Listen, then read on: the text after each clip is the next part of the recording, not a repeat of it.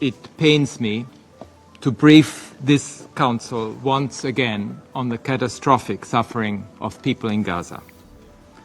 The temporary relief of the ceasefire, which gave Palestinians a moment to breathe, has been shattered.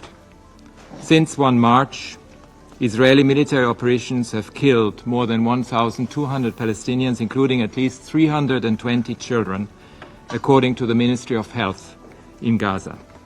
And bombardments continue of residential buildings, tents, hospitals and schools, including places where Palestinians have been ordered to move.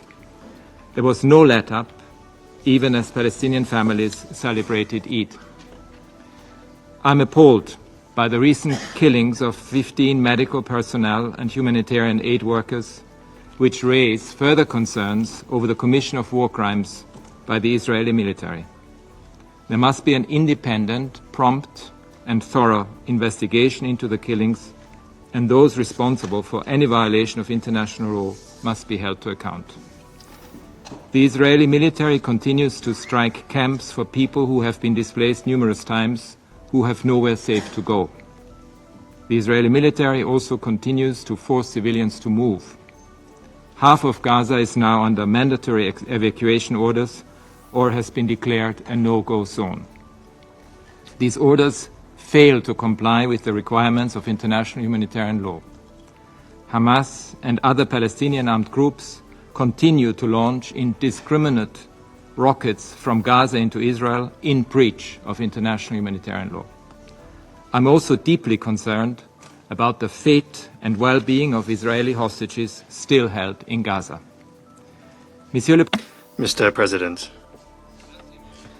it has now been a month since Israel imposed a complete blockade on vital humanitarian aid and supplies, including food, water, electricity, fuel and medicines, thus harming the entire population of Gaza.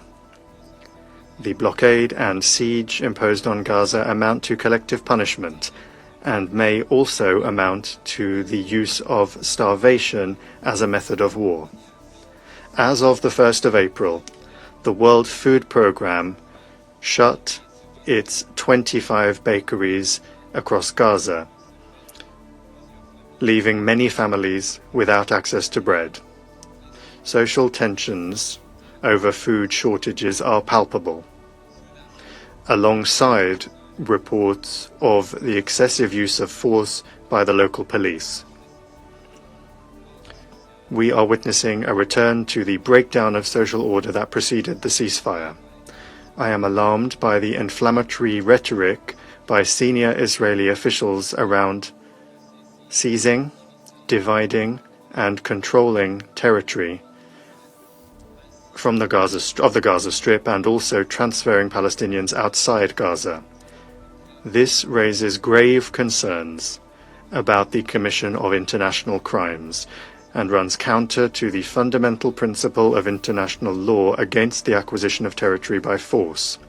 In Resolution 2735, adopted in June, this Council rejected any attempt at demographic or territorial change in the Gaza Strip, including any actions that reduce the territory of Gaza.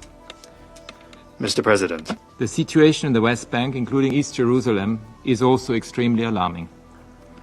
Israeli operations in the North and West Bank have killed hundreds of people, destroyed entire refugee camps and makeshift medical sites, and displaced over 40,000 Palestinians. The announcement that residents must not return to their homes for a year raises serious concerns about long-term mass displacement.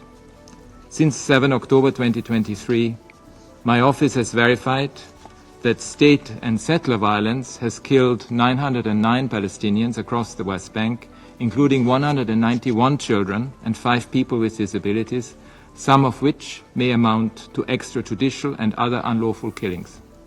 In the same period, 51 Israelis, including 15 women and 4 children, were killed in alleged Palestinian attacks or armed clashes, 33 in the West Bank and 18 in Israel.